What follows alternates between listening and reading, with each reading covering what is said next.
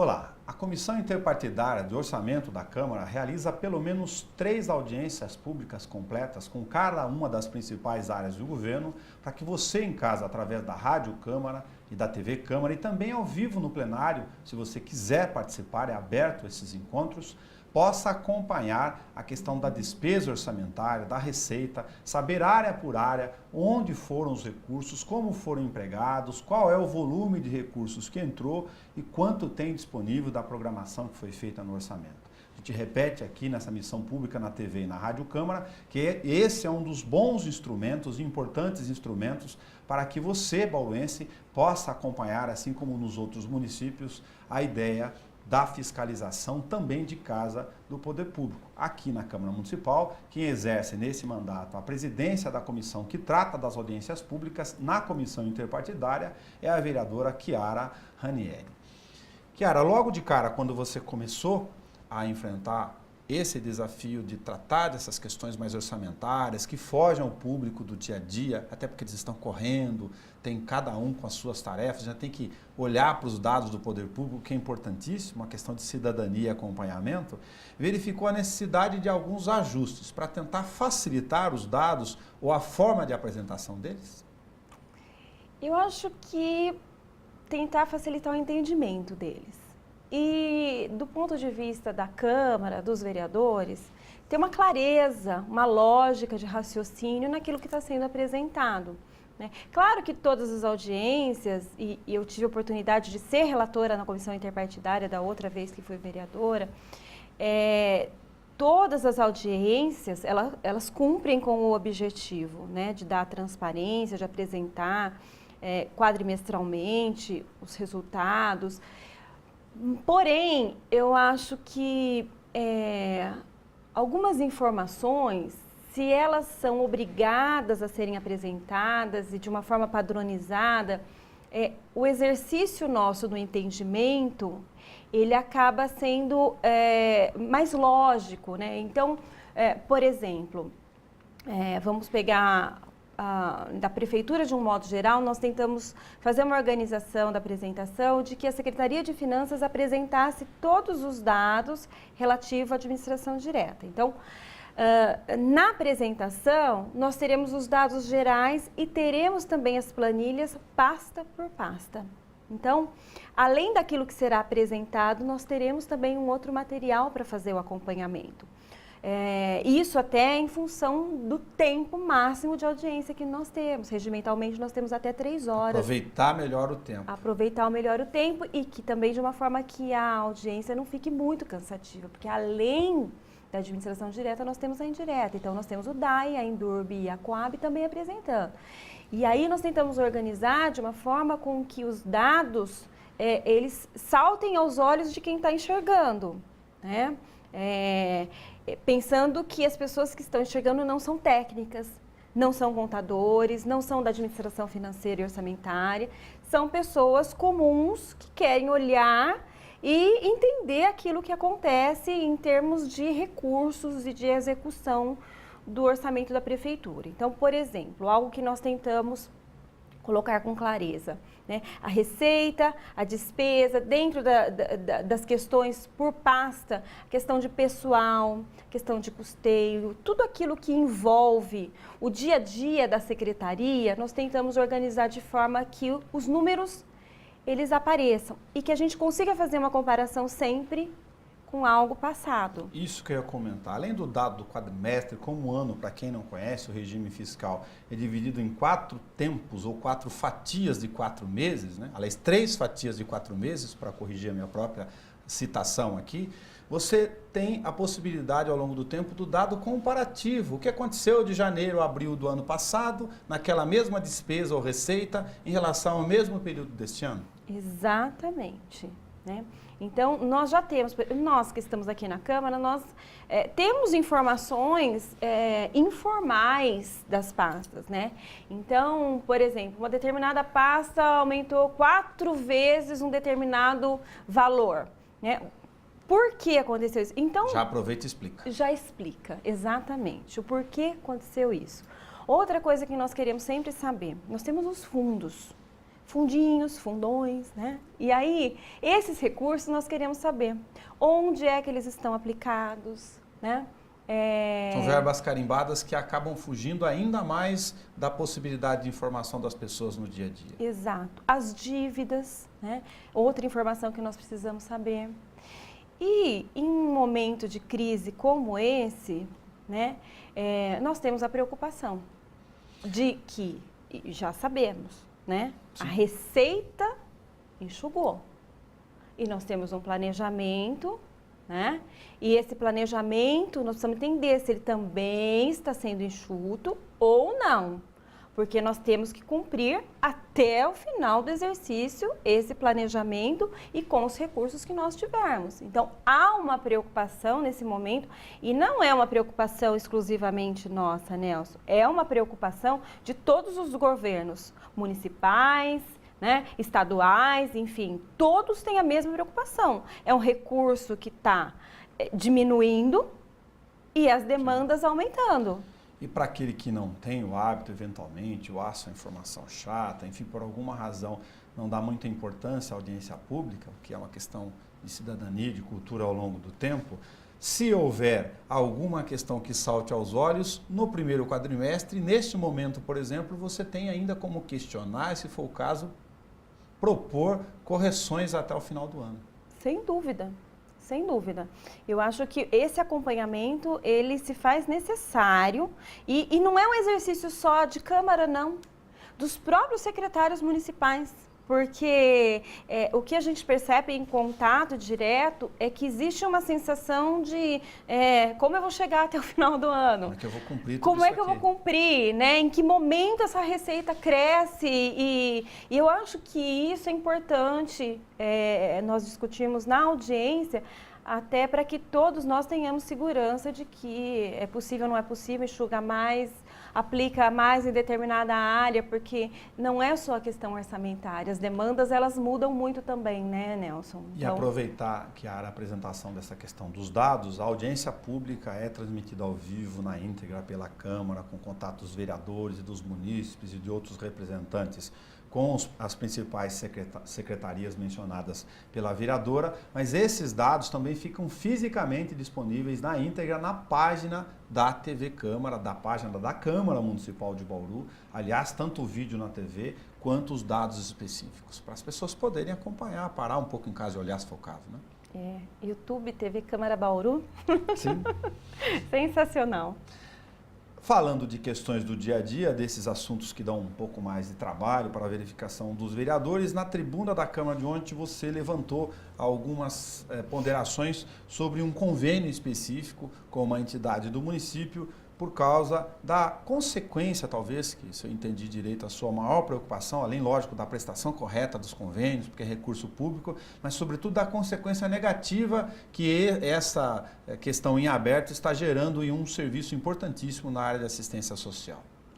A nossa preocupação, desde o momento em que nós tivemos ciência do problema que teve com a entidade, com a COP, num primeiro momento foi de não trazer dúvidas sobre os serviços, a qualidade, a idoneidade das entidades de um modo geral que prestam serviços no nosso município, né? Eu acho que foi pontual o problema que aconteceu e nós procuramos assim, manter um equilíbrio para que as outras entidades se sentissem bastante também à vontade ao assumir os serviços, e Bauru eu digo que é uma cidade solidária em todos os sentidos e as entidades assistenciais são mais solidárias ainda porque acabaram assumindo quase todos os serviços, né? Quase que todos os serviços foram assumidos pelas entidades que já prestam serviços no município.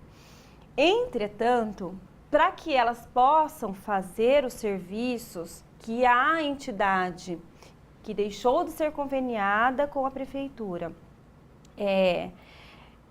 pudessem fazer com a mesma qualidade, eles teriam que ter não só o repasse dos recursos, mas também tudo aquilo que é bem material e até tem a questão de um imóvel também, fosse repassado para que essas entidades assumissem, porque é um serviço que já está acontecendo, não é um serviço que vai começar a acontecer, está assumindo um serviço que já acontece em volume. Então, o que nos preocupou neste momento foi a devolução desses bens materiais por parte da entidade à prefeitura, para que a prefeitura pudesse repassar. Eu fui procurada por uma entidade, que é uma entidade que assumiu um serviço de família acolhedora e que, para fazer esse serviço, ela precisa de um carro vinculado ao programa. Não é um carro qualquer, um carro de alguém da entidade, um carro de alguém que queira disponibilizar para o serviço, não. É um carro oficial vinculado ao serviço de família acolhedora. E esse automóvel é o automóvel que vai buscar a família, vai buscar a criança, né? Tem a cadeirinha, porque tem que colocar a criança na cadeirinha. Então, é um automóvel adequado para prestar o serviço. E esse automóvel não chegou e o serviço foi prejudicado em função disso, né? A entidade não pode simplesmente ir buscar as crianças, colocar num carro qualquer e levar. Claro. Então, nesse ponto, né, que ontem, ao usar a tribuna, a gente assim, se sentiu forçada a fazer um apelo para que a entidade devolvesse esses bens à prefeitura para que os serviços não continuassem a ser prejudicados, né? Tem tema importante de todo o setor. No intervalo regimental da sessão, o secretário jurídico Antônio Carlos Games e a Aline Fogolin do Desenvolvimento Econômico vieram conversar sobre os naturais ajustes que acontecem no âmbito do Poder Legislativo para a atualização, eu digo até da revisão da área de doação de terras, lotes, feitas pelo Poder Público para empresas no setor industrial. É uma legislação que reclamava uma mudança há bastante tempo e tem outras mudanças a serem feitas ainda. Essa legislação, até pelas palavras da própria secretária de Desenvolvimento, ela deveria tratar exclusivamente do fluxo de processos. Tá? Então, o fluxo de processos é como que a solicitação diária ela vai se dar dentro da prefeitura. Né? Porta de entrada. Porta de entrada. Então, o que acontecia até dentro de poupa-tempo, agora não vai acontecer mais. Então, existe um sistema informatizado, os documentos eles têm que estar organizados já na solicitação. Então, não é no decorrer do processo que os empresários vão juntando documentos e vão entregando e vão... Não. Então, existe uma triagem feita, o processo vai entrar exclusivamente pela Secretaria de Desenvolvimento, né? Tudo ok, validado, ele vai tramitar. Então, as áreas disponíveis para as empresas que queiram se instalar em Bauru serão apresentadas, né? Haverá publicação em jornais de grande circulação por 6 vezes, quer dizer, há um tempo para que aquelas empresas que queiram se instalar, né, na nossa cidade tenham oportunidade de fazer a solicitação no momento adequado, porque também não vai acontecer a todo momento essa solicitação. Sim. Então, organizou, né? O que, na verdade, fez com que viessem à Câmara tanto o secretário de Negócios Jurídicos, Toninho Games, quanto a secretária de Desenvolvimento Econômico, a Aline Fogolin, foi um artigo do projeto que trata, na verdade, não é do fluxo, mas trata já de uma situação que, no meu ponto de vista, poderia estar sendo contemplada num outro projeto que será discutido mais para frente. Mas entendemos na reunião da urgência desse dispositivo dentro do projeto. Né? Esse artigo ele trata exclusivamente de uma negociação que pode ser feita entre empresas, né? Uma instalada já no Distrito Industrial e uma outra possível a ser instalar, no sentido de que uma empresa que se instalou no distrito e ela, nos primeiros 10 anos de atividade dentro do distrito, ela teve alguma dificuldade e decidiu não continuar a sua atividade ali naquele lugar. Ela pode, né? Ela deve devolver a área onde ela se instalou para o município. Mas ela pode, a partir desse momento, negociar a edificação que está nessa área. É a indenização por aquilo que ele investiu, embora dentro de um imóvel público originário, para poder, lógico, a palavra até explica por si só, ressarcir o empresário daquela grana que ele colocou naquele local. Se investiu, por exemplo, um barracão de R$300 mil, né? Foi feito um barracão. E uma outra empresa tem o interesse na área e no barracão que já está pronto, né? Então é possível haver uma negociação em termos de valor, né, desse barracão que está edificado nessa área que obrigatoriamente terá que ser devolvida à prefeitura e a Câmara terá que validar essa doação de área a outra empresa que assumirá aí aquele local e aquela edificação. Essa é a novidade do diálogo ainda ontem, durante o intervalo regimental, para tratar dessa questão na pauta. A anuência também da Câmara em relação a isso. A anuência também da Câmara. A Câmara estava omitida no artigo, acho que foi importante ser colocada. E eu acho que essa questão ela está colocada neste projeto, neste momento, porque nós temos os problemas dos distritos, que não são problemas recentes. Nós temos o Distrito 3, ontem mesmo nós tínhamos um empresário aqui e acompanhando a reunião na sala da presidência com os secretários, empresas com mais de 15 anos no Distrito 3 e que não têm o documento da propriedade, né? E nada hoje, em termos de legislação, garante, né, aos proprietários ali, que não são proprietários, o direito da área. Então, a partir de agora, eles terão direito. Mas tem um outro problema, Nelson. As áreas do Distrito 3 também não estão regularizadas. Quer dizer, existe um problema em cartório ainda a ser resolvido. Então, houve até uma sensação de que a Câmara pudesse atrasar alguma coisa. De forma alguma, né? Porque a aprovação desse projeto, até pelas palavras do empresário que estava aqui, dá para a gente um conforto de que será possível nós termos a propriedade. Porém, não é já não, né? Então tem todo um trabalho a ser feito. Tem todo um trabalho a ser feito em termos de regularização de área do distrito. Agora, esse primeiro passo da atualização da legislação, ele tem a missão, depois na prática, como toda lei, a gente vai ver se ele funciona com todas as questões, de tornar mais claro e mais tranquilo também para a relação privada e poder público a questão do acesso ou dos critérios para a obtenção de áreas. Já tivemos problemas recentes no passado. Os critérios, nesse projeto foi colocado critérios. Sim. Embora fosse o fluxo que fosse cuidado agora. Pois é, mas tem lá a tabela de pontuação e eu me queixei. Ontem eu me queixei. Por quê? Se nós estamos falando da doação de áreas, e eu coloquei o seguinte, neste momento nós temos áreas a serem doadas, mas eu vivi um momento aqui na Câmara que nós não tínhamos área. Sim. Nenhuma, não tinha área a ser doada. Então, quando a gente fala do desenvolvimento da cidade, eu gostaria de estar fazendo toda essa discussão vinculada à questão que foi colocada, inclusive, pela secretária. Olha, nós vamos trabalhar para que Bauru tenha um parque tecnológico. Eu sou apaixonada pela ideia. Só que discutir parque tecnológico não é lá na frente. Você começa aqui pequenininho. Você vai começar a trabalhar projetos vinculados às instituições de ensino superior, que nós temos várias na cidade, as empresas que nós já temos na cidade e que produzem inovação, que produzem tecnologia. Nós teremos que fomentar as incubadoras de empresas dentro das instituições de ensino, nós teremos que ter uma série de encaminhamentos em termos de desenvolvimento, não só daquilo que a cidade produz e é capaz de produzir, mas numa linha de desenvolvimento traçada pelo município.